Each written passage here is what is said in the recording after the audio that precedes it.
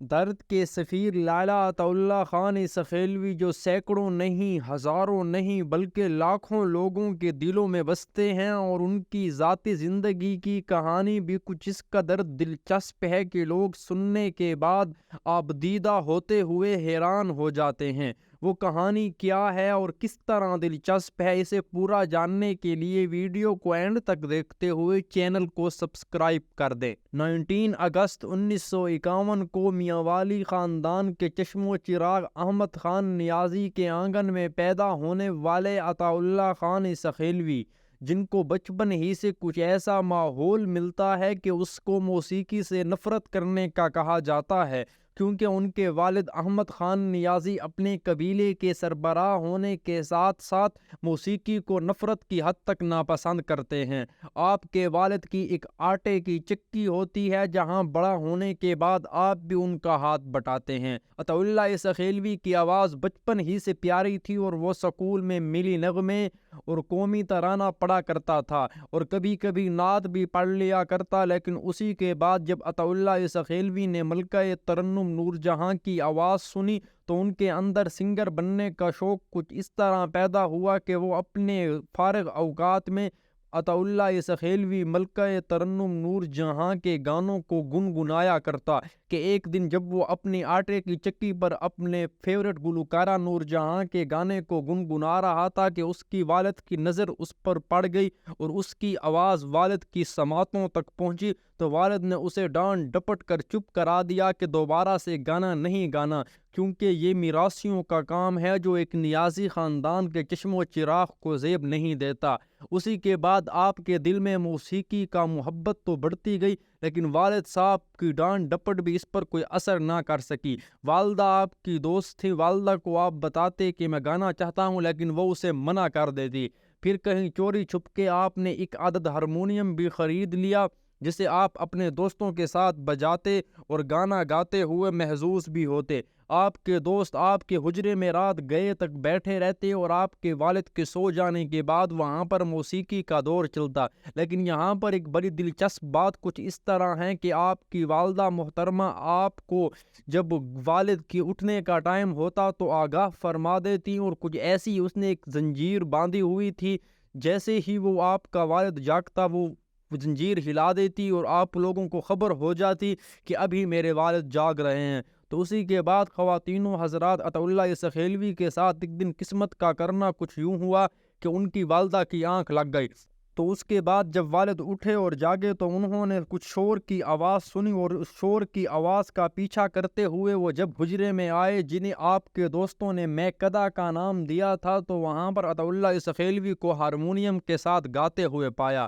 بس اس نے آؤ دیکھا نہ تاؤ اور کہا کہ آپ ابھی میرے گھر سے نکل جائیں، کیونکہ میں اپنے گھر میں کسی میراثی کو نہیں پال سکتا، میں نیازی خاندان کا چشم و چراغ ہوں۔ اسی کے بعد عطا اللہ سخیلوی انہی کپڑوں میں جو اس نے زیب تن کیے ہوئے تھے اور انہی جوتوں کے ساتھ بغیر کچھ لیے، والدہ نے تھوڑے بہت والد سے بچا کر پیسے تو دے دیے، لیکن آپ لاہور چلے آئے، پھر کچھ عرصے بعد کراچی چلے گئے، جہاں پر آپ نے محبت کی زبان یعنی موسیقی کا ذوق بھی آگے بڑھایا، اور ہوٹلوں میں بیرا گیری، مزدوری، ٹرک ڈرائیونگ بھی پھر بعد میں سیکھ لی، اور یہ سب کچھ کام کرنے کے علاوہ رات کو آپ نے میاں والی کے لوگوں کے ساتھ ایک کمرہ لیا ہوا تھا، جس میں سارے مزدور رات کو آ کر تھکن اتارتے اور سو جاتے، لیکن عطا اللہ سخیلوی اپنے موسیقی کے ذوق کو آگے بڑھاتے ہوئے اپنی ریہرسل یعنی پریکٹس کیا کرتے۔ لیکن ایک دن جب قسمت کی دیوی آپ پر مہربان ہوئی تو آپ نیلام گھر جو طارق عزیز کا شو تھا وہاں پر گئے، وہاں پر آپ نے ایک گانا گایا، قمیض تیری کالی نی سونے پھولاں والی، قمیض تیری کالی و سونے پھلاں والی، کیونکہ اس سے پہلے آپ گانے کی تھوڑی بہت تربیت بھی حاصل کر چکے تھے۔ تو جیسے ہی وہاں پر یہ گانا نشر ہوا، رات کا وہ وقت تھا، صبح ہوتے ہی لوگوں کی کالوں کا ایک تانتا بن گیا کہ یہ سانولا سنولا عطا اللہ خان سخیلوی کون ہے جو کچھ اس طرح سے گاتا ہے کہ دل پر سحر طاری کر دیتا ہے۔ تو اسی کے بعد سامعین کرام عطا اللہ سخیلوی پر چودھری رحمت اللہ کی نظر پڑ گئی، جو رحمت گراموفون کمپنی کے اونر تھے، اور رحمت گراموفون کمپنی موسیقی کے میدان میں بہت بڑی کمپنی سمجھی جاتی تھی۔ تو اسی نے عطا اللہ سخیلوی کے ٹیلنٹ کو سمجھتے ہوئے عطا اللہ سخیلوی کو اپنے مفت گانوں کی ریکارڈنگ کا کہا اور ساتھ معاوضہ بھی دینا شروع کر دیا۔ جیسے ہی مالی آسودگی آتی گئی، عطا اللہ سخیلوی بڑا ہوتا گیا اور ان کا قد کاٹ پھر وہی ہوتا گیا کہ قمیص تیری کالی کے بعد وہ بھول ساون نگولی سانو وے تھیوا تیری دا تھیوا نکھاں وچ آن والیے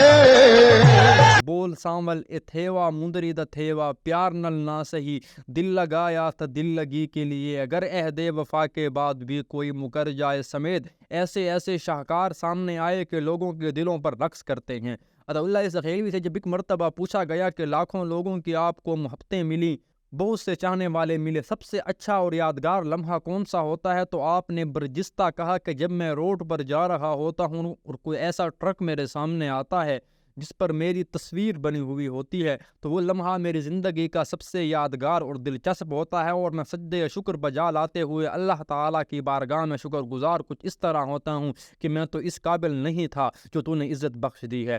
تو اسی کے بعد اگر خواتین و حضرات بات کی جائے کہ جب مشہور ہونے کے بعد عطا اللہ سخیلوی میاں والی میں اپنی بہن کی وفات پر گھر گئے تو وہاں پر ان کے والد بھی موجود تھے۔ آپ نے والد کی قدم بوسی کے بعد سب ہاتھ دینا چاہا تو والد نے ہاتھ تو دے دیا، لیکن ساتھ ایک حکم کی صورت میں درخواست کر دی کہ میں آپ کو حکم دے رہا ہوں کہ آپ اپنے نام کے ساتھ نیازی نہیں لگائیں گے، کیونکہ آپ میراثی بن چکے ہیں، جبکہ نیازی ایک بڑی شان اور پگڑی والی قوم ہے۔ تو اس بات نے بھی عطا اللہ سخیلوی کو بہت دل برداشتہ کیا، لیکن کہنے والے یہ کہتے ہیں کہ عطا اللہ سخیلوی کے والد صاحب عمر کے آخری حصے میں چھپ چھپا کر اپنے بیٹے کا گانا سن لیا کرتے اور پھر دو اشک بھی بہا دیا کرتے۔ لیکن اگر خواتین و حضرات اسی کے ساتھ ساتھ اعزازات کی بات کی جائے، تمغہ حسن کارکردگی کے ساتھ ساتھ لائف ٹائم اچیومنٹ ایوارڈ اور دوسرے تمام ایوارڈ جو پاکستان میں حاصل ہوتے ہیں وہ عطا اللہ سخیلوی کو حاصل ہیں، اور ان کے فنی خدمات اور کام کی وجہ سے انہیں سب سے بڑا جو ایوارڈ ہے وہ لوگوں میں مقبولیت کی صنعت کا ہے۔